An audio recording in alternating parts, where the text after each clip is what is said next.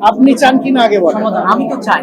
তাহলে আমি যে চাই না এই ধারণাটা বা এরকম যুক্তিসঙ্গত কোনো কারণ আছে আপনার কাছে, এটা বাবার না, আমি তারপরে মানে কোশ্চেনটা আমাকে উত্তর দেন। আপনি বললেন যে আপনি চান। আপনি যদি চান, আমার না চাওয়ার কোনো যুক্তিসঙ্গত কারণ আছে কিনা বলেন।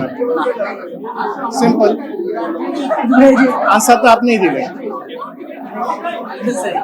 আমি আমার পার্সোনাল ইমোশন, আমার নীতি, আমার মানে আদর্শ আমি কিন্তু ফেসবুকে সবসময় শেয়ার করি না, বিকজ আমি মেনটেন করি, একটা স্ট্যান্ডার্ড মেনটেন করি।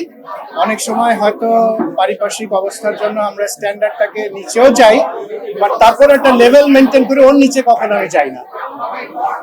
সো আমি সবসময় আউটস্পোকেন না, সবকিছু নিয়ে আমাকে কথা বলতে হবে। আমার ব্যক্তিগত ইমোশন, আমার ধ্যান ধারণা আমি সবসময় ফেসবুকে শেয়ার করি না। আজকাল তো মানুষ বেডরুমে ওয়াইফের সাথে কি করে ওটা ফেসবুকে না দিলে পেটের ভাত হজম হয় না, কোথায় কি করলো, এগুলো এগুলো আমরা ফেসবুকে শেয়ার করি না।